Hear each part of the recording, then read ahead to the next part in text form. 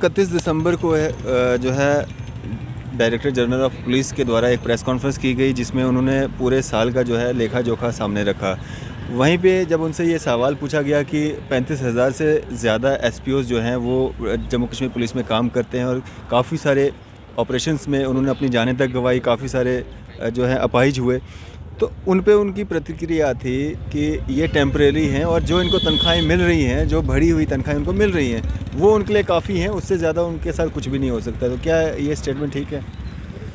देखिए, ये जो स्टेटमेंट उन्होंने दी, ये तो वाजिब नहीं है कि इस तरह की वो इतनी बड़ी ऊंची पोस्ट पे रहें और पूरे जम्मू कश्मीर के मालिक हैं। तो जो लोग अपनी सर्विसें दे रहे हैं कि जिनको ये भी उम्मीद नहीं है कि अगर कल ही हमें कुछ हो जाता है तो हमारे परिवार को कुछ मिलेगा, तो देश के लिए, अपनी रियासत के लिए वो काम कर रहे हैं, दिन रात वो ड्यूटियाँ दे रहे हैं, तो सरकार को उनके बारे में सोचना चाहिए। आप देख रहे हैं न्यूज़ सैर इंडिया और मैं हूं अरफाज अहमद डांग। आज की खास मुलाकात में हमारे साथ मौजूद हैं अपनी पार्टी सीनियर नेता शंकर सिंह चिब साहब। सर, स्वागत है आपका न्यूज़ सैर इंडिया में। थैंक यू, बहुत बहुत धन्यवाद आपका। चिब साहब, कल ही की जो दुखद घटना है, जो कटरा में ये हादसा जो पेश आया है, कैसे देखते हैं इसको और किसकी गलती का नतीजा जो है इन आम लोगों ने भुगता है?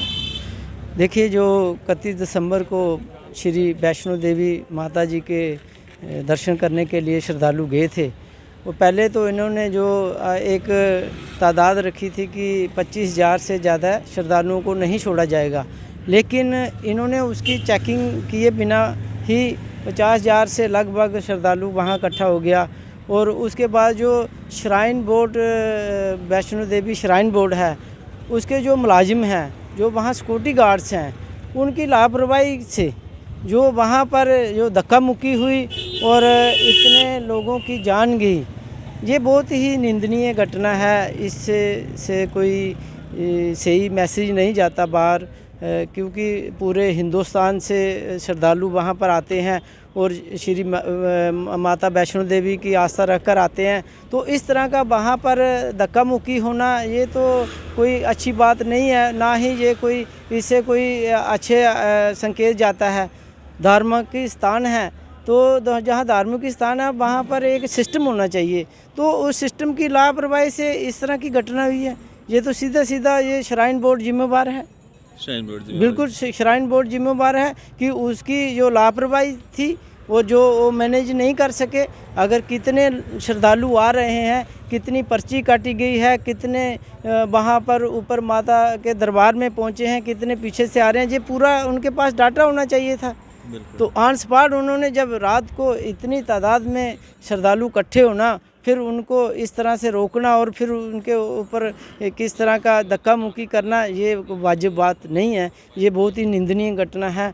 और इससे जो लोग वहाँ पर जिन्होंने अपना मतलब प्राण त्यागे हैं, तो वो तो उनके लिए भी मैं अरदास करता हूँ कि वो उनको परमात्मा माता जी उनको स्वर्ग में वास दे और उनके परिवार को एक ये दुख झेलने की जो शक्ति दे, क्योंकि जो धार्मिक स्थान पर कोई श्रद्धालु आता है तो वो आस्था लेकर आता है। तो इस तरह की घटनाएं जो एक बहुत ही दर्दनाक घटनाएं होती हैं। चिब साहब, अब बात करेंगे हम जिस तरह से अपनी पार्टी जो है 370, 35 ए और जो बाकी डिलिमिटेशन कमीशन के जो प्रपोजल्स आए हैं उस पर मतलब किस तरह का स्टैंड जो है वो रखती है। हालांकि अल्ताफ़ बुखारी साहब या अमीर साहब के जो स्टेटमेंट्स आए थे, तो क्या कहना चाहेंगे? देखिए, अपनी पार्टी का सीधा स्टैंड है, स्पष्ट स्टैंड है। अपनी पार्टी जो 370 जो जब ये 8 अगस्त को 2019 को ये 5 अगस्त 2019 को रिमूव की गई, और उसके बाद काफ़ी जो जितने भी लीडर थे, जितने भी नेता थे, सबको हाउस अरेस्ट कर दिया, नज़रबंद कर दिया। तो केवल एक बुखारी साहब थे जो लोगों की बात कर रहे थे। और अब जो जम्मू में उन्होंने एक नई सोच पैदा की कि जम्मू कश्मीर को साथ लेकर चलना है।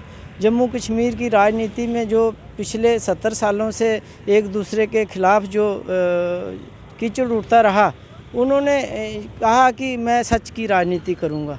तो ये 370 सेंटर का मसला था, सेंटर के उन्होंने इसको रिमूव किया और इसका अब सुप्रीम कोर्ट में जो केस है जो उसका फ़ैसला होगा वो सबको मंजूर होगा। तो वो तो जम्मू से तो कोई ला के दे नहीं सकता है। ये सबका कहना है कि जम्मू से तो कोई भी ऐसा नहीं वादा कर सकता कि हम 370 लाएंगे, क्योंकि वो सेंटर ने लाई थी, सेंटर ने हटाई। और सुप्रीम कोर्ट अगर उस जम्मू के लोगों के हक़ में फ़ैसला देगा तो वो सबको मंजूर होगा। बिल्कुल।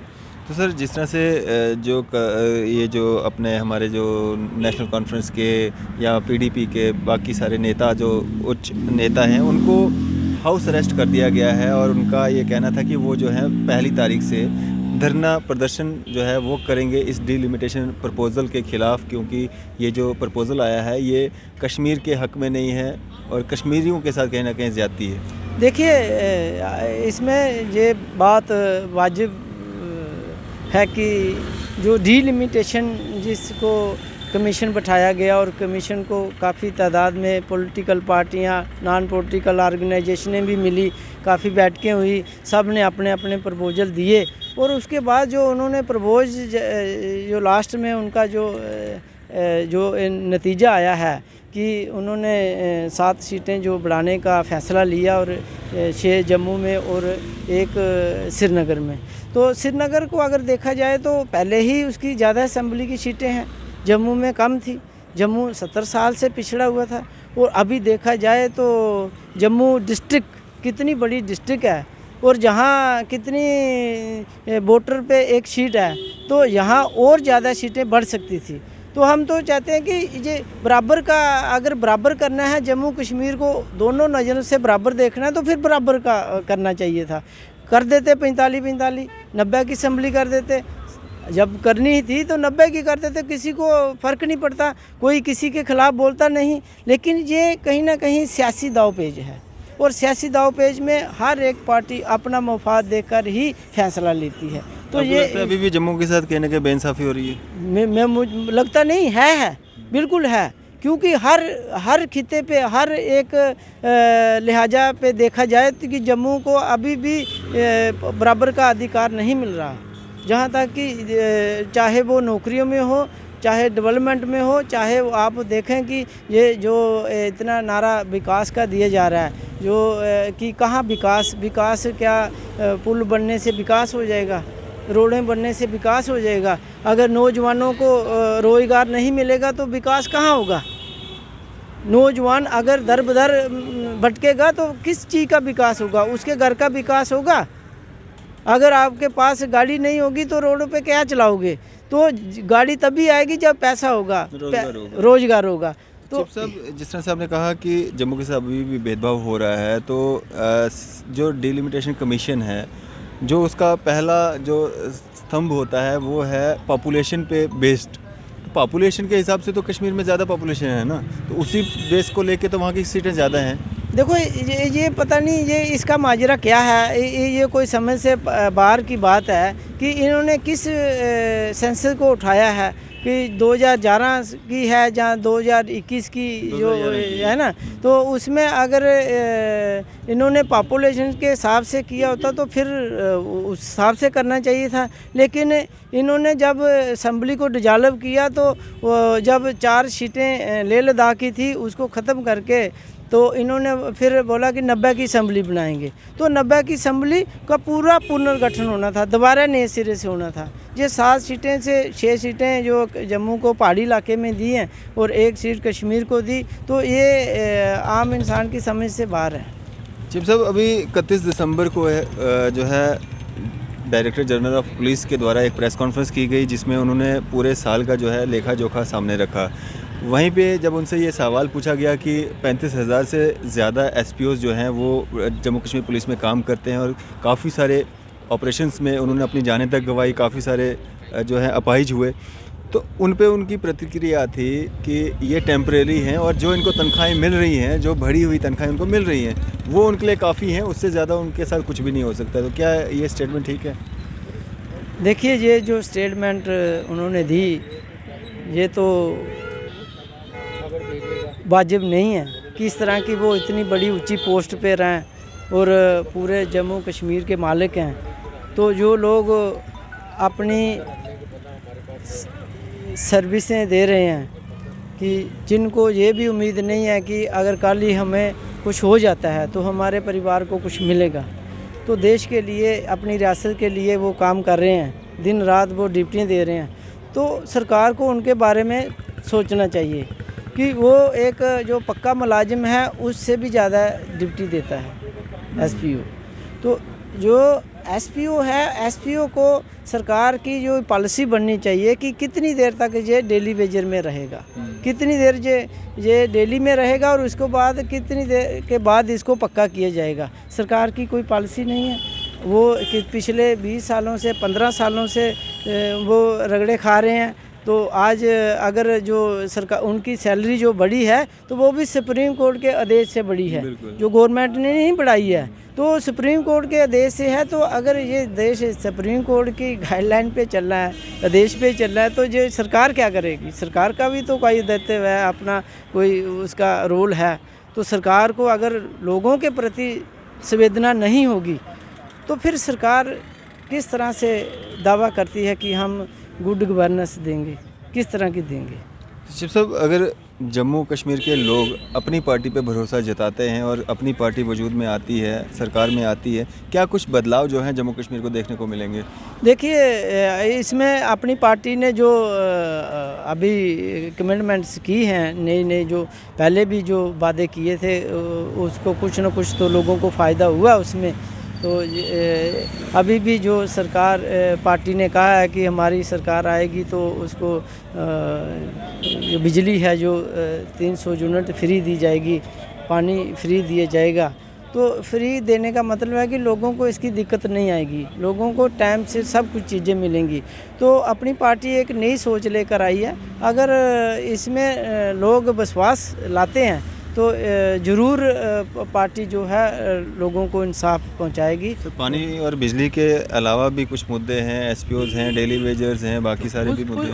उसमें नौजवानों की भी बात की है कि जैसे 1,48,000 नौजवानों की पोस्टें खाली हैं, हर एक डिपार्टमेंट में पोस्टें जो वैकेंट पड़ी हैं।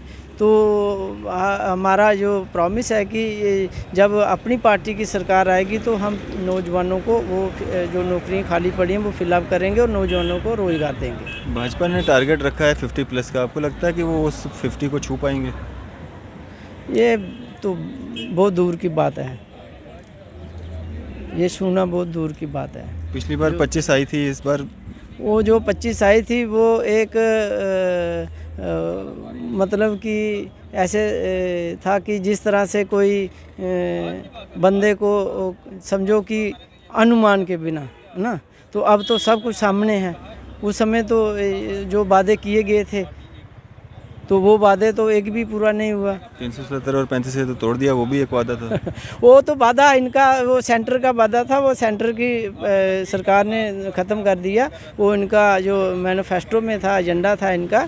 लेकिन जो जम्मू के साथ जो प्रॉमिस किए थे, जम्मू के साथ जो वादे किए थे तो वो पूरे नहीं हुए हैं। वो बेरोज़गारी जो है वो बहुत ज़्यादा बढ़ी है। महंगाई देखो उस पर कितनी बढ़ी हुई है।